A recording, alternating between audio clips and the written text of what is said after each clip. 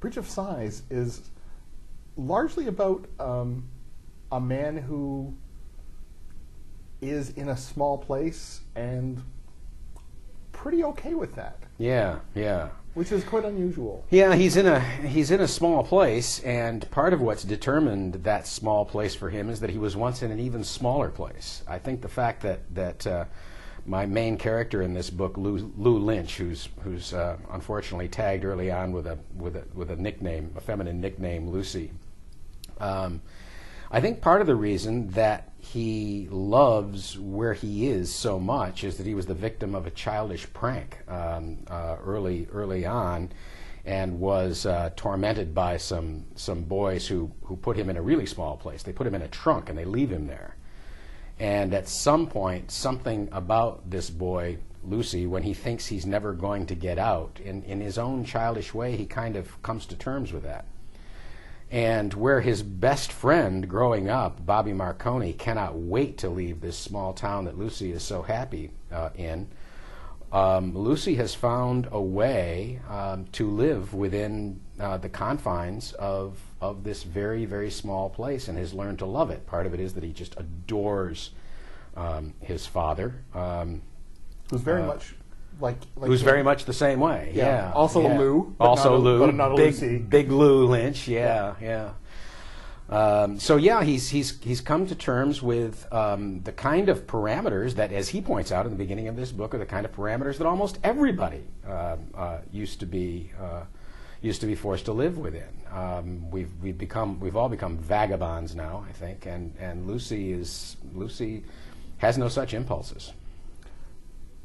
What I love about this book is how simple everything. It starts off as Norman Rockwell. It really does, doesn't it? Yeah, but by the end, it's not quite a Jackson Pollock, but it's definitely a Noonan. Noonan? Yeah. It's a Robert Noonan. It's the author. It's the painter. It's the in the painter. book. Yeah. It's definitely one of his paintings. It goes, and then you realize that if you'd only spent more time looking at the Norman Rockwell, maybe you would have seen the Noonan. Yeah, I remember. It's interesting that you say that, because I remember when I first started writing the book, and in the early drafts, I stayed with Lucy. Later on, as I was revising the book, I started alternating between Noonan and Lucy, and then Sarah as well, and also between past and present. When I started the book, I started it just with Lucy, and he's 60 years old, but he almost immediately starts remembering his boyhood. And the first 300 pages of the book was all Lucy. But even in the very beginning, Lucy's voice kind of creeped me out a little bit, and I wanted it to be first person.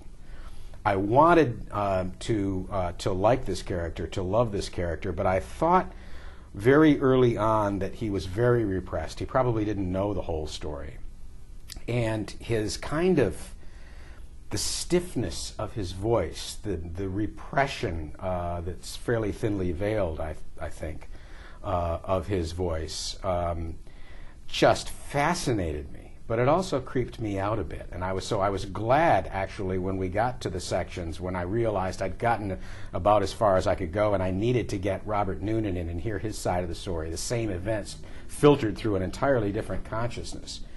And as soon as you get Noonan's voice in there, you begin to understand that everything is fine. Norman Rockwell quality to Lucy's voice is going to be undermined, and that's where a lot of the tension of this book is kind of peeling away his own layers of self-deception.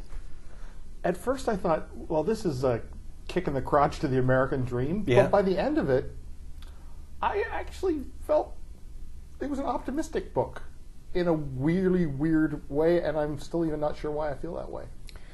Well, I think it's an optimistic. I think it's an optimistic book as well, and it's granted a very cautious optimism.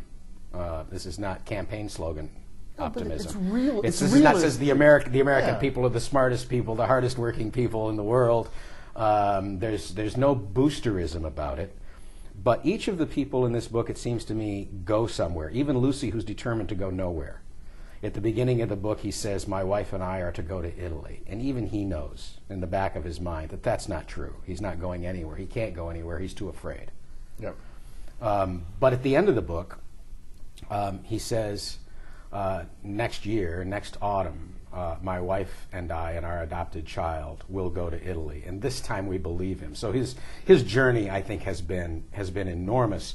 And the very fact that we believe him at the end suggests just how far he has come. So I think the optimism comes out of that, comes out of Robert Noonan's ability finally to return home with a sense of who, not only who he is, but who he was. Sarah's coming to terms with the man that she married and the man that she didn't marry. And so I think that there is, just in the characters themselves, I think there is a cautious optimism. It's not Big Lou Lynch's optimism. I think that these are people who now have to understand that in addition to loving America and loving maybe the town that they grew up in, they also have to honor the truth of their own experience, which is something that Big Lou could never quite do. He would always print the myth. Wow, great book. Thank you. And I mean great. Thank you. Well done, sir. The book is Bridge of Sighs. I've been speaking with the author, Richard Russo, and Bridge of Sighs, published by Vintage, distributed in Canada by Random House.